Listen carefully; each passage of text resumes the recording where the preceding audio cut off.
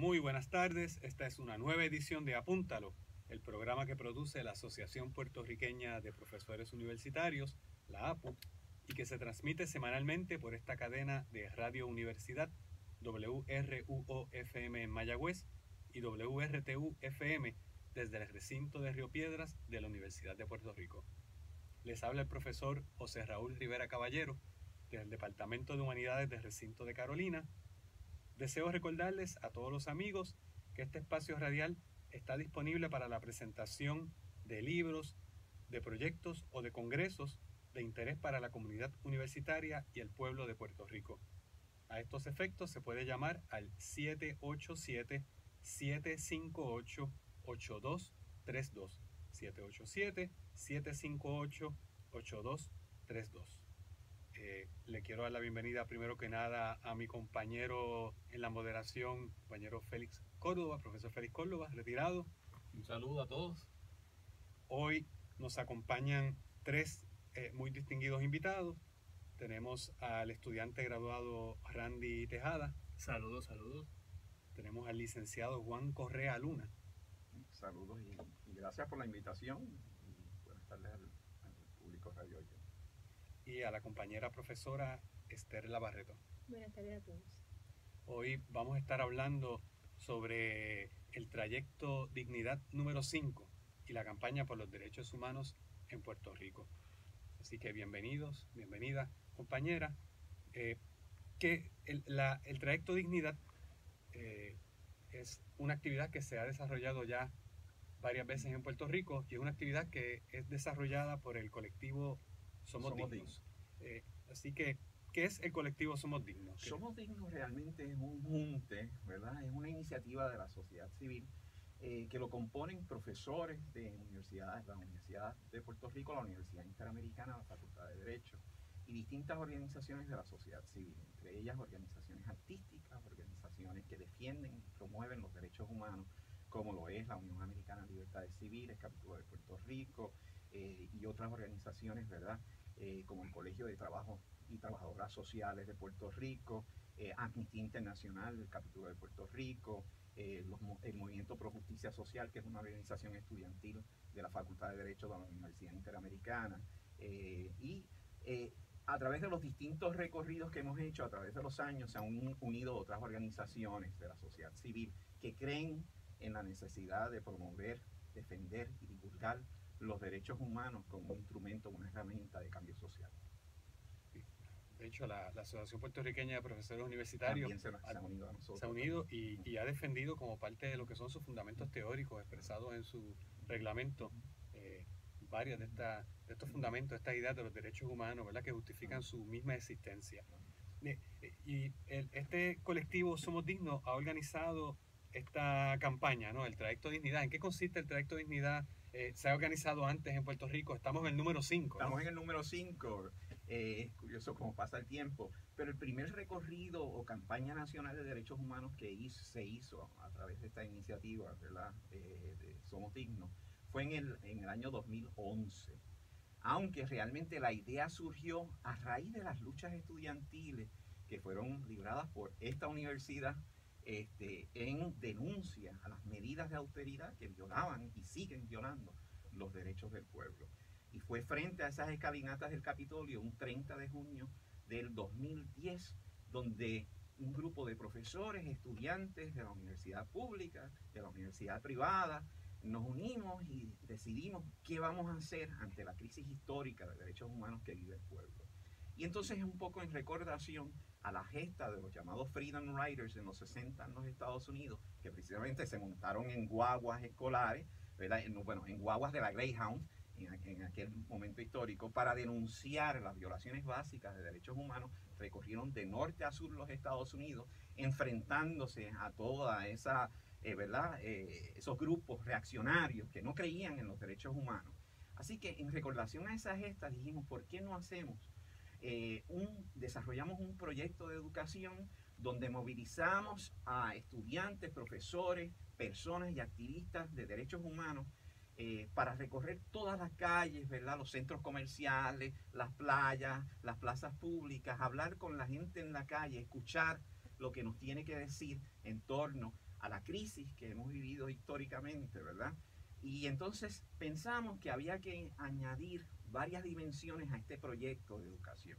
Está, obviamente, la dimensión educativa, donde divulgamos 1.200 expedientes, donde incluimos la Declaración de Derechos Humanos, la Carta de Derechos, un directorio de servicios a víctimas de violencia, ¿verdad? Se incluyen una serie de documentos. ¿Qué hacer si la policía, un oficial federal o local detiene a alguien? ¿Qué derechos tiene la persona, verdad? Todos estos documentos se incluyen en un cartapacio y se entregan más de 5.000 documentos a través de 1.200 cartapacios a todas las personas que nos encontramos en las calles, en las plazas públicas, etc. Pero hay también una dimensión artística. Así que esta campaña la denominamos Trayecto Dignidad porque es un recorrido para divulgar el respeto que nos merecemos todos y todas, ¿verdad? Como seres humanos. Y entonces la dimensión artística consiste en que tenemos junto a nuestros educadores artistas, sobre todo egresados de la Escuela de Artes Plásticas del Viejo San Juan. Hay un grupo que se conoce como Sembrando Conciencia, pinta sus cuerpos en torno a temas de derechos humanos y nos acompañan en este recorrido nacional que dura 3 días. Así que ellos nos acompañan también músicos. Tenemos 1 o 2 músicos por guagua, con sus guitarras, con sus flautas, con sus congas, ¿verdad? Con sus panderos, y tenemos el elemento, ¿verdad?, musical, y tenemos también un elemento teatral de teatro calle, porque también a la vez que nos bajamos, pues ellos hacen un performance artístico de teatro calle. Y a través del arte atraemos a las personas que se allegan, ¿verdad?, a ver esta actividad, y entonces tenemos la dimensión investigativa. Y la dimensión investigativa sigue la metodología de acción participativa, basado obviamente en los estudios de Paulo Freire, etcétera, donde realmente recogemos una información, pero también escuchamos las voces de las personas en la calle. Esa dimensión investigativa, pues obviamente consiste en un cuestionario, se diseña por un grupo de académicos, pero que cuenta con un insumo de estudiantes, etcétera, donde el primer trayecto, el tema de la investigación era percepción, conocimiento y valoración de los derechos humanos y civiles en Puerto Rico. Y es bien interesante porque entre los hallazgos, que fueron muchos, pero destaco algunos, fue que hicimos una pregunta que se había hecho quizás en el primer estudio sobre derechos civiles en Puerto Rico. Puerto Rico se han hecho pocos estudios históricamente, ¿verdad?, sobre violaciones de derechos civiles, sobre todo en la década del 50, porque realmente había una resistencia de parte del gobierno en ese momento histórico, a pesar de que había una exigencia de parte de activistas de derechos humanos para que en ese momento histórico se hiciera, pero Muñoz Marín realmente no quería, ¿verdad?, a pesar de que se estaba haciendo ese reclamo. No fue hasta 1959 que se hizo un estudio sobre violación de derechos civiles en Puerto Rico, y es interesante porque en ese estudio que se encontró obviamente que había una violación flagrante a los derechos humanos y civiles en Puerto Rico, y Roger Baldwin, que por cierto fue el fundador de ACLU, era bien amigo de Muñoz, y le insistía a Muñoz de que creara una comisión que velara y monitoreara el estado de las violaciones de derechos civiles, y Muñoz se resistió a crear esa comisión hasta 1964. Hasta 1964, 1965 se creó la comisión. Obviamente en ese momento histórico no quería, ¿verdad?, hacerlo. Sabemos, 1950, la ley 600, ¿verdad?, obviamente había mucha precaución de sacar a relucir, pero es interesante, en 59 se hace el estudio y se hizo una pregunta que era: ¿qué derechos civiles usted me puede mencionar? Mencióneme un derecho civil que usted conozca. 47% de la población en ese estudio 1959, con una muestra un poco menor a la nuestra y menos diversa, encontró que 47% de las personas solo pudieron mencionar un derecho civil. 1959. Nosotros hicimos esa misma pregunta en el 2011, nuestro primer trayecto. 50.2% de las personas no pudieron mencionar un solo derecho civil, pero le preguntamos: ¿qué derechos humanos usted conoce? 58% de las personas no pudieron identificar un solo derecho humano. Más aún, no sabían las diferencias en términos de derechos humanos y derechos civiles, ¿verdad? Así es que había mayor desconocimiento, mayor ignorancia. Hicimos una pregunta también en torno a ¿en quién usted, quién usted confía para que le proteja o le defienda sus derechos civiles? Tres grandes grupos de contestaciones. Un gran grupo era en la iglesia, en Papá Dios, en mi Señor, en el ministro, ¿verdad? En Jehová. Ese era un gran grupo. Segundo gran grupo, más grande que este primero, que eran las contestaciones religiosas, era en mí mismo, en yo. Y el grupo más grande de contestaciones que teníamos era en nadie. Así que dos indicadores, ¿verdad? ¿Verdad? Los niveles de frustración, ¿verdad? De que la gente ha perdido toda credibilidad en las instituciones, ¿verdad? Mucha gente pensaba que iban a decir los abogados en la Comisión de Derechos Civiles, pues esos eran los menos. La mayoría de la gente, ¿verdad? En nadie, ha perdido, aún en ellos mismos, ¿verdad? Ese estado de excepción, ¿verdad? Que nos parece que es producto también, ¿verdad? Del estado de colonialidad que seguimos viviendo en nuestro país.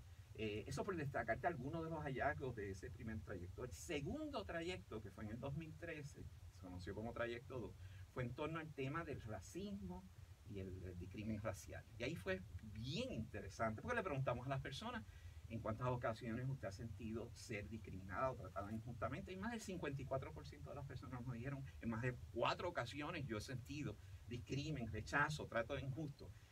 Por raza. Sí, no, en general.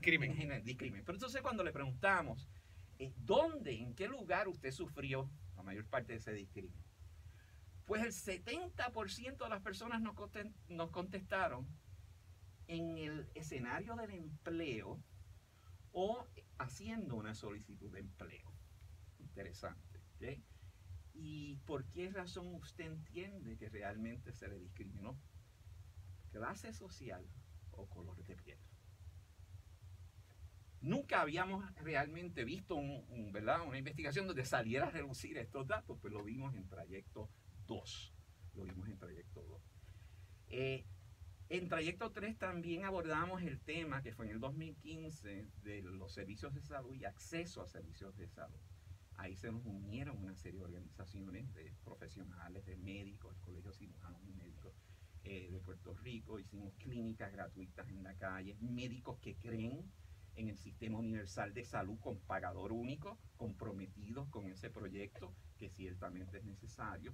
Interesante porque le preguntamos a la gente qué alternativas creían que eran necesarias, y la inmensa mayoría de las personas nos denunciaron la indebida intervención de las aseguradoras, ¿verdad? Denunciaron realmente de que las aseguradoras no deberían estar, ¿verdad? Que deberíamos tener un sistema de salud que atendieran y respectivamente de su capacidad económica las necesidades de la gente. Entendían que realmente la salud debería ser un derecho, no un privilegio de unos pocos. Interesantísimo ese estudio por demás.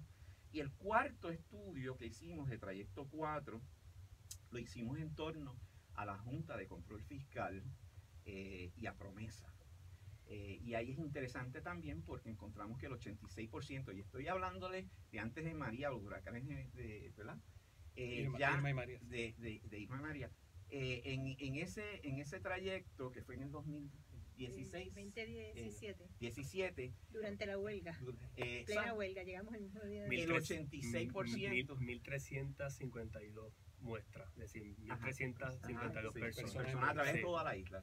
Pues en ese estudio, 86% de las personas estaban en contra de los recortes a la Universidad de Puerto Rico y estaban a favor de una auditoría que realmente...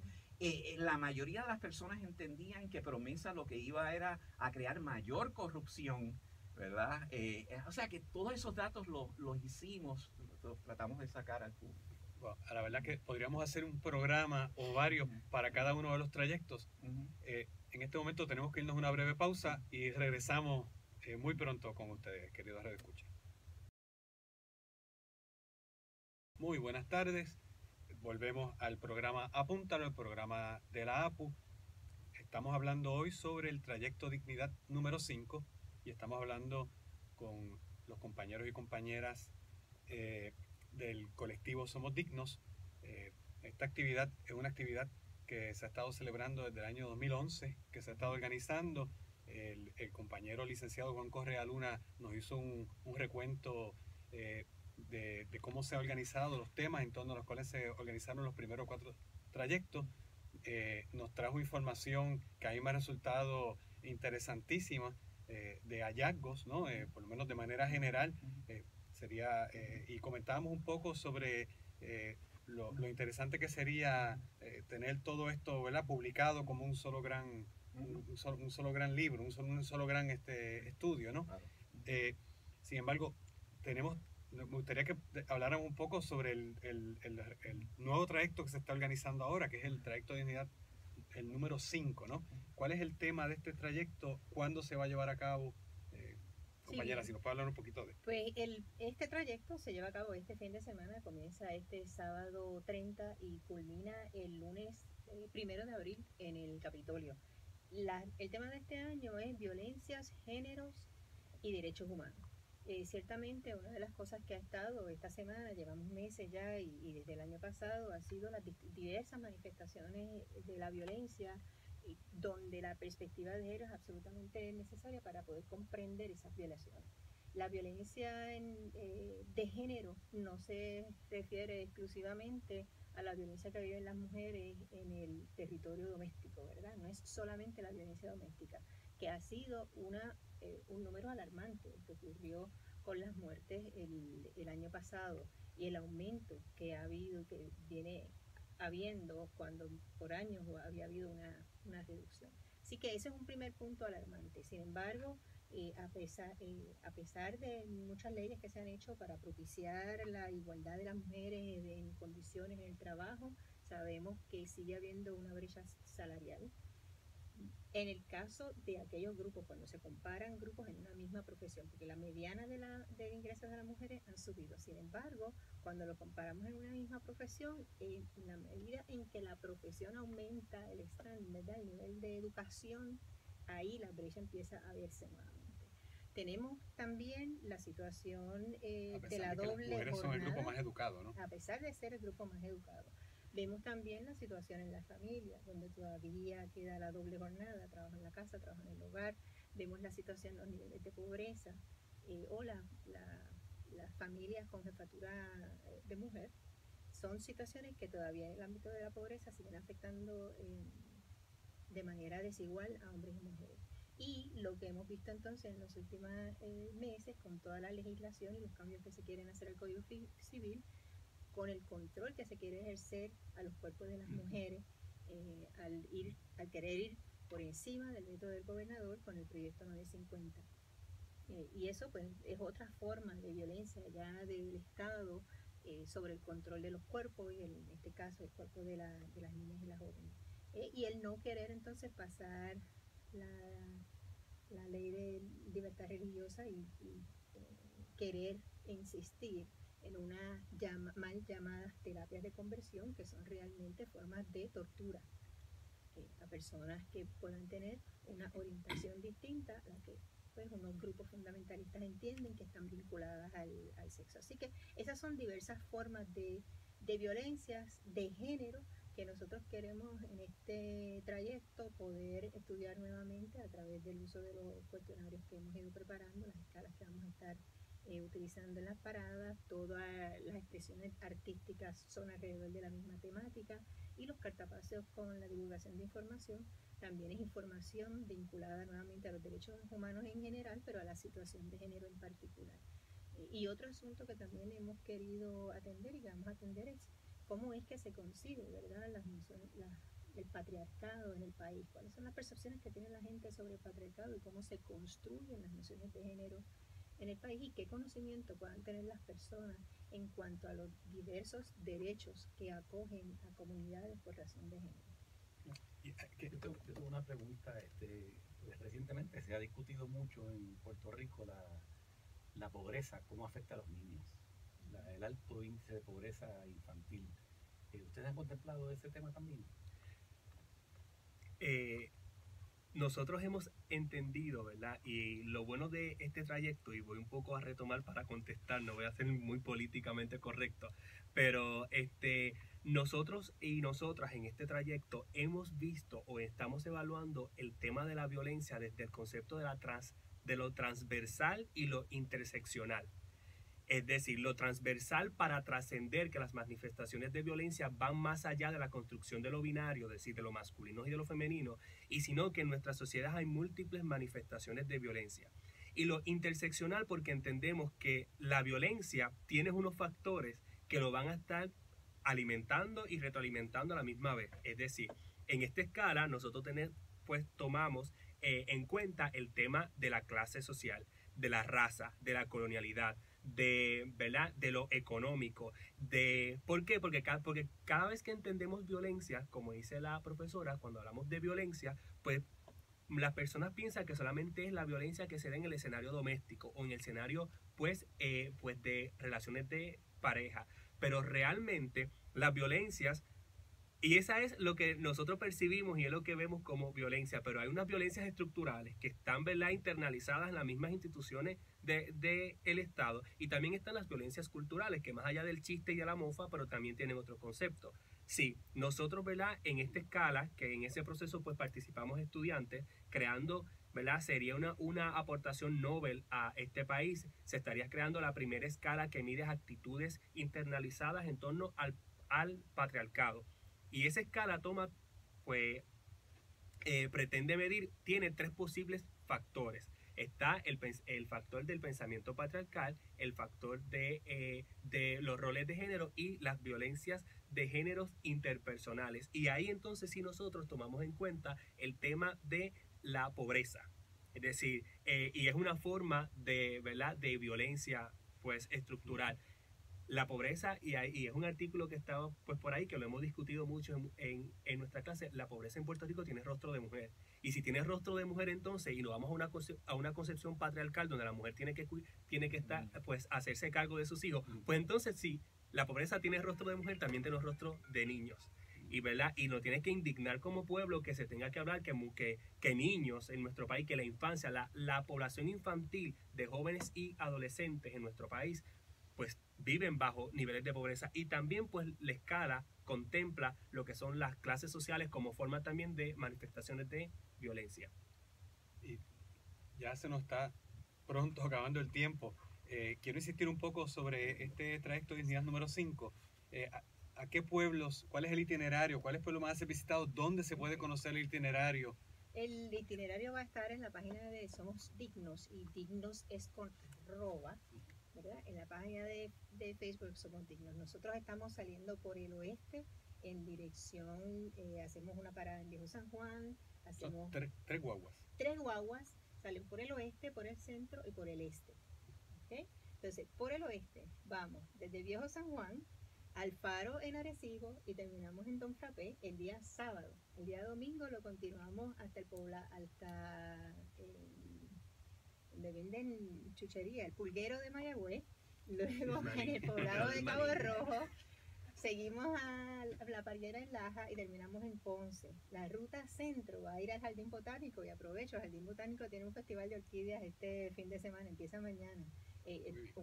Larguísimo, tiene años, 70 y pico de años. Vamos a estar por allí desde por la mañana el día sábado. Segunda parada va a ser en la playa de Dorado, después más chiquita, paramos en Utuado, vamos a Casa Pueblo el día domingo temprano en la mañana, y domingos vamos a La Guancha y al Festival de Artesanía en la Plaza Las Delicias en Ponce. La guagua que se va hacia el oeste va de Piñones a los kioscos de Luquillo, al Malecón de Naguabo, al próximo día a las parcelas del sector La Playa en Humacao. Lo seguimos para la plaza de Caguas, que siempre está llena y hay gente, de las pocas plazas vivas en nuestro país. Vamos a Cuamo por primera vez, no hemos ido a Cuamo, vamos a estar en Cuamo el día domingo, y terminamos entonces todas las 3 guaguas, nos encontramos en Ponce, en la Universidad Interamericana.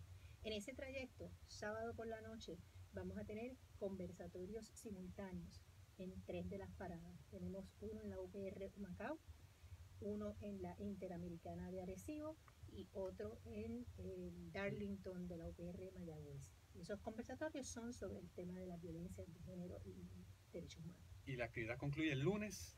La actividad concluye el lunes 1 de abril a eso de las 9, 10 de la mañana, haciendo una denuncia de las violaciones de derechos humanos en Puerto Rico, donde queremos destacar sobremanera la violación a los derechos reproductivos, sexuales reproductivos de la mujer. Así que vamos a estar allí y exhortamos a todos y todas que quieran estar allí con nosotros y hacer esta denuncia que es tan pertinente, que nos acompañen el lunes a las 10 de la mañana en el Capitolio. O sea que el lunes nos damos cita frente al Capitolio a las 10 de la mañana. De la mañana por el lado norte. Okay. Sí, debemos aprovechar para agradecer el apoyo que hemos tenido siempre de la ACU, de la GEN y de otras organizaciones de la comunidad universitaria. Y antes de terminar, quisiera anunciar un congreso que se va a celebrar en la Universidad de Puerto Rico en Bayamón por el centenario de René Márquez. Cumple 100 años, cumplen los 100 años de su nacimiento. La fecha límite para someter propuestas individuales y mesas de ponencias será el 26 de abril de este año.